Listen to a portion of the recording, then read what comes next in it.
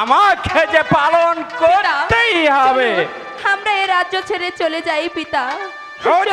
সাহেব এখনো সময় আছে, আপনি ভেবে দেখুন। চলুন পিতা। হে রাজ কোথায় পালাবে? জল্লাদ, তোমার কাজ তুমি শীঘ্রই সেরে ফেলো। কি অপরাধ করেছে পিতাহাই গো, ও বাদশা মুক্তি নাহি পাবে গো রাজে। বাদশা বাদশা গো, আমি কোনো অপরাধ করিনি গো পিতা, তুমি এখান থেকে চলে যাওয়া।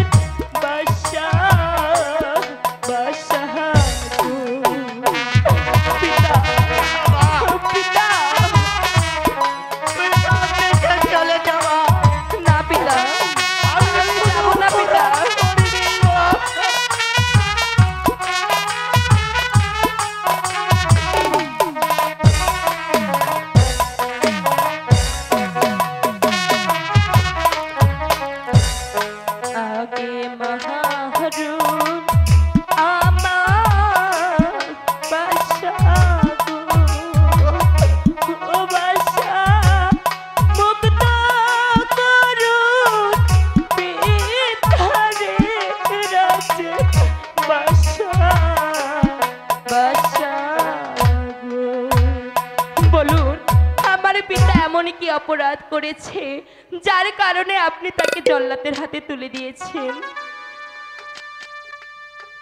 শোনো আমার রূপবান, বলুন। তুমি রূপবানকে স্বামী বলে কবুল করো।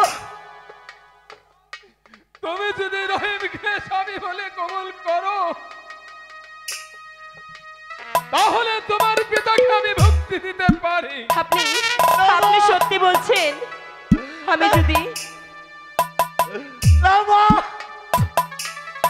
তুই কবল করিস নি মা। পিতা, তোর এই হতভাগ্য পিতার জন্য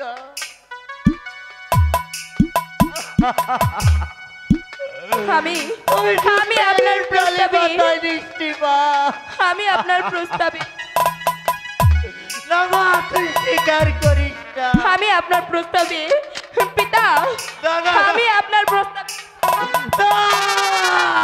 আমি আপনার প্রস্তাবে আমি আপনার প্রস্তাবে রাজি।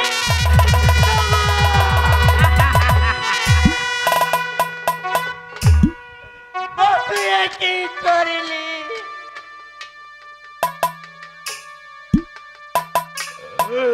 মা, তুই এই হতভাগ্য পিতার জন্য তুই নিজের পায়ে নিজেই কুড়াল মারলি মা। অমন করে বলবেন না পিতা। দেখো জগৎ পিতা।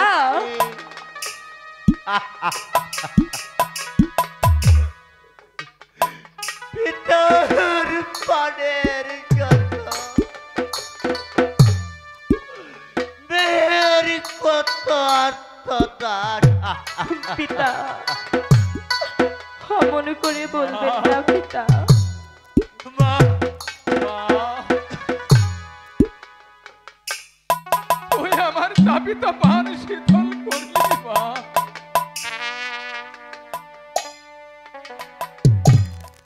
ভাই বুঝি, তাহলে আর দুঃখ করে কি হবে? চলো চলো এবারে মনের আনন্দে বিবাহের আয়োজন করি। আমার আনন্দ, আমার যে আনন্দ বলতে আর কিছু নেই। আমার সব আনন্দ সব মুছে গেছে যাপনা, সব মুছে গেছে। পিতা দুঃখ করবেন না, আমার এই পোড়া কপালে যা হবার তাই হয়েছে পিতা। তাই ভাই উজির, তাহলে চলো আমরা আমাদের অন্তঃপুরে চলে যাই।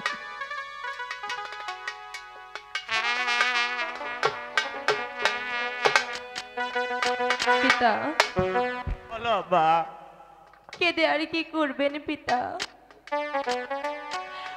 আমার পোড়া কপালে যে সুখ নেই, না মা, তুই অমন করে বলিস নি মা। ওই বিধি যে আমার এই কপালে সুখ লিখিনি, লিখেছে শুধুই কষ্ট, যার কারণে আজকে আমার এই পরিস্থিতি না বাবা। বাবা, তাই কেঁদে কি হবে?